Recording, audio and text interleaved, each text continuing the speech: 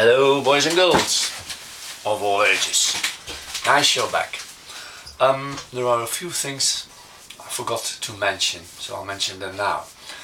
For one is, when you're sanding or planing, always go with the grain. Never go across, always with the grain. Second thing, when you're planing, you'll find that sometimes going one way goes smoothly and the other way is as if the plane is biting into the wood and it's not going smoothly. Then don't go that way, go the smooth way.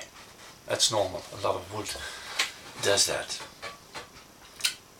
Another thing, we finished the top, in that way the rosette is in and I sanded it down to 150 grit. It's nice and smooth and I don't want to damage it, and you can easily damage it by putting it on your working bench and there's a little screw or a little bit of hard wood and you move the top and you have a dent or a scratch, which is not very easy to remove or to restore.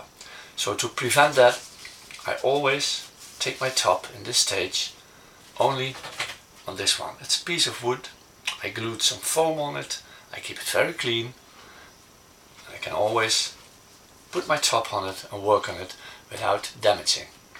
That's it. Third thing, keep in mind, I'm not a professional. I'm a hobby builder. And I'm a fanatic hobby builder, but I'm still a hobby builder. And I don't know everything. So, if you want to discuss things, be my guest. Okay, the bracing. This time I chose for a cedar bracing. Normally I brace with spruce. But I had a nice block of cedar and I thought, well, why not? Let's try. Because it's very light, even lighter than spruce. I made it a little bit thicker. Normally I do it 6 millimeters thick, now I do 7. The height is about 20 millimeters, but when I'm finished with shaping them, the highest point of any bracing will be 15 millimeters, but you will see it there. The bracing I chose for this guitar is the Martin invented bracing, the X bracing. Very good bracing and not a lot can go wrong. There are a whole lot of bracings. Google it, Google guitar bracing and look at all the pictures. So many builders, so many bracings. On 2 of my guitars I have a bracing design, a bracing pattern of my own, just to experiment with it. A lot of fun, but something to do later on if you intend to build more guitars. But for your first guitar, I would advise you take a bracing like this, because actually it can't go wrong. Now, what have we got? We got the X bar, bass bar, little side bars, a little plate here made out of hardwood. It's a piece of scrap from the back I made it out of, and it will prevent that the top will be torn up when we put the pins in it for to stick the snares on it, the strings I mean, sorry. Second thing, it will give the bridge, it will be a little bit more firm to keep the bridge a little support. I've got a bar over here with a little hole in it, because in the neck I will build in this truss rod, so that if it's necessary, if there's something going wrong with the neck, we can adjust it. It will come in here and with an Allen wrench we can adjust the neck. That's why the hole is there. For the rosette area, I made out of some scratch from the top this piece of round spruce, which fits in here, and it will support the rosette. Now, most of the bracing will get a little curving in it. Not this one, because I want this area to keep straight, because we're going to glue in the neck over here. And I want that to be straight and firm, and the fretboard will come over it, so it has to be flat. So this one I won't do anything about it.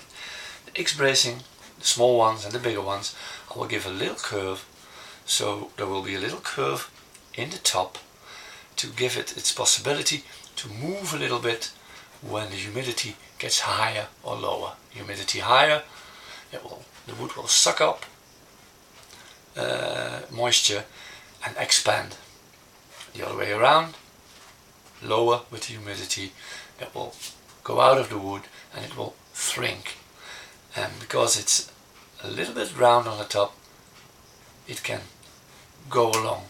If you have it flat and say you've glued it at 55% humidity, and it will go down to somewhere 40, it will shrink, it's possible it collapse and it will crack all over. So that's not what we want. That's why I put a little curve in the top and a little bit bigger curve in the back. I will show you. Take you along with me and we'll go to the back, which is over here. It has a strip in the middle, 2 millimeters thick, and after I glue it in, I will make the sides go round to the back, but I will show you then. 4 bars on it, and this end bar has a little curve of 3 millimeters, the second one as well. The third I give only 2 millimeters, and the fourth, the last one, I'll keep flat because I will glue in the foot of the neck over here, because I glue in my necks the old Spanish way, but that will be later on shown to you. Now, how to get the curve in it. I guess it's hard to see this way, but there's a little curve going up like that, rounding. You can just mark it and then go on a little bandsaw like this, or with a chisel get it around, or sanding, or a combination. I use a little device. That's over here. I will show you.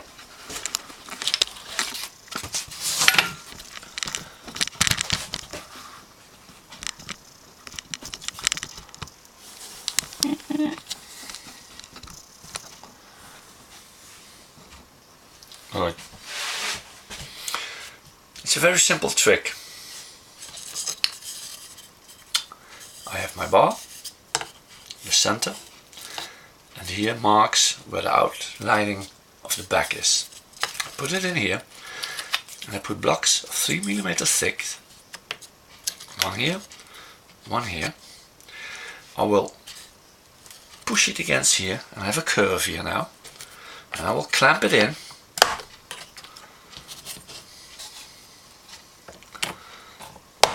Then, with my plane, I will straighten this out until this is flat. When I take it out, it will jump back into its original position, and I will have this nice rounding in it. That's how I do it. Now, I will prepare the bracings for getting glued in. That means that I'm going to sand these sides lightly, that they're smooth, and I'm going to already take away a piece out of here, because I want on the end, I want them 3 millimeters thick, and then I want them to go up like that. I have a little template, put it on, make the marking, go to my saw, get the pieces out, and when that's ready I can put them all in to glue, but I will show you that next time. Bye bye.